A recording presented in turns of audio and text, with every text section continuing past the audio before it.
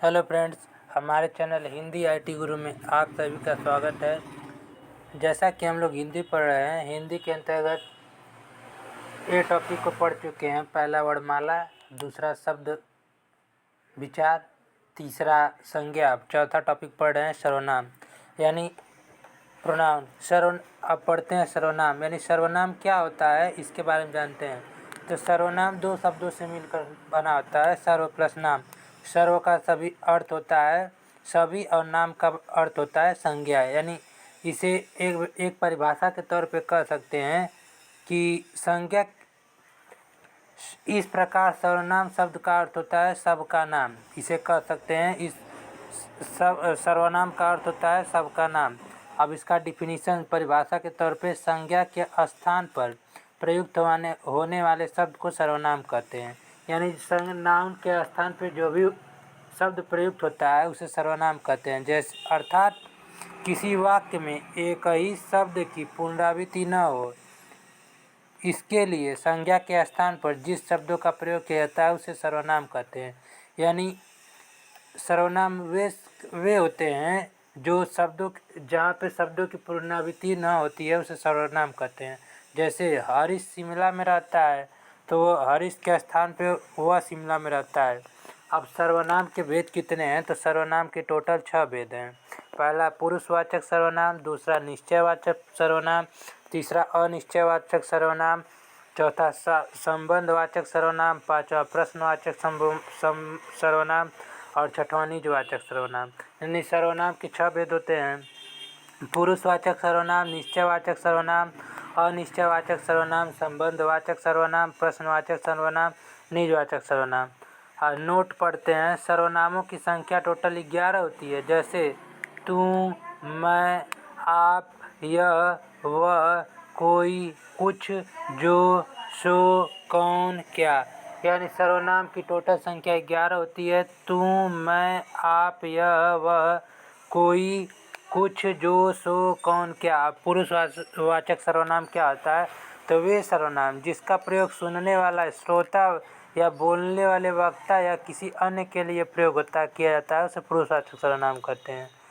यानी मैं कुछ बोल रहा हूँ या आप जो सुन रहे हैं उसे पुरुषवाचक सर्वनाम कहते हैं। जैसे मैं, तू, वह, यह, आप। जैसे मैं आगरा में रहता हूँ, तुम कहाँ रहते हो, वह विदेश में रहता है, आप कहाँ रहते हैं। अब आगे बढ़ते हैं।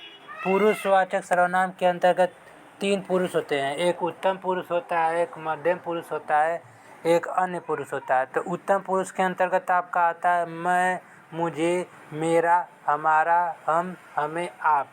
ये आपका उत्तम पुरुष के अंतर्गत आता है। और मध्यम पुरुष के अंतर्गत तू, तुम्हारा, तेरा, तुझे, तुझको, तुम्हें, आप। और अन्य पुरुष के अंतर्गत आता है यह, वह, ये, इसका, उसका, ये, वे, आप, इनका, उनका। यानी फर्स्ट पर्सन के अंतर्गत मैं, मुझे, मेरा, हमारा, हम, हमें, आप आता है। और सेकंड पर्सन के अंतर्गत तू, तुम्हारा, तेरा, तुझे, तुझको, तुम्हें, आप आता है। और थर्ड पर्सन के अंतर्गत यह, वह, ये, इसका, उसका, ये, वे, आप, इनका, उनका आता है। अब उत्तम पुरुष क्या होते हैं, तो वे सर्वनाम शब्द जिनका प्रयोग बोलने वाले वक्ता या व्यक्ति अपने लिए करता है उसे उत्तम पुरुष सर्वनाम कहते हैं। यानी वह सर्वनाम जो स्वयं के लिए, जैसे आप बोल रहे हैं तो यह आपका उत्तम पुरुष हो जाता है बोलने वाला व्यक्ति के लिए, तो इसे उत्तम पुरुष का। जैसे मैं आज बरसात में भीग गया, मुझे अपना कार्य करना चाहिए, मेरा इंतज़ार मत करो, हम आज जा रहे हैं या चले जाएंगे, हमारा कहना ही व्यर्थ है। अब मध्यम पुरुष क्या है, तो वे सब जिनका प्रयोग बोलने वाला वक्ता या सुनने वाला श्रोता या व्यक्ति के लिए करते हैं उसे मध्यम पुरुष का सर्वनाम कहते हैं। यानी वे सर्वनाम, जैसे हम कुछ शब्द को बोल रहे हैं उसे आप सुन रहे हैं उसे मध्यम पुरुष कहते हैं। जैसे मनीष तू कहाँ रहता है, तुझे कल कार्यालय जाना है, तुम अपने काम से काम रखो, तेरा अपना मित्र आया है, तुम्हारा आपस का मामला है। अब अन्य पुरुष क्या होते हैं, तो वे सर्वनाम शब्द जिसका प्रयोग बोलने वाला वक्ता तथा सुनने वाला श्रोता दूसरे के लिए करते हैं उसे अन्य पुरुषवाचक सर्वनाम कहते हैं। यानी जो भी कुछ हम किसी व्यक्ति के बारे में इसमें बात किया जा रहा है, तीसरे पुरुष के बारे में बात किया, उसे उत्तम मन्य पुरुष करते। जैसे ये, वे, वह, इसका, उसका, इनका, उनका। तो जैसे एग्जाम्पल, यह मेरा भाई है, वे हमारी बकरियां हैं, वह घर जा रहा है, यह उनका सामान है, वे सब जा रहे हैं। अब आगे पढ़ते हैं क्या है। निश्चयवाचक सर्वनाम क्या है? तो वे सर्वनाम शब्द जो किसी निश्चित वस्तु का बोध कराते हैं उसे निश्चयवाचक सर्वनाम कहते हैं।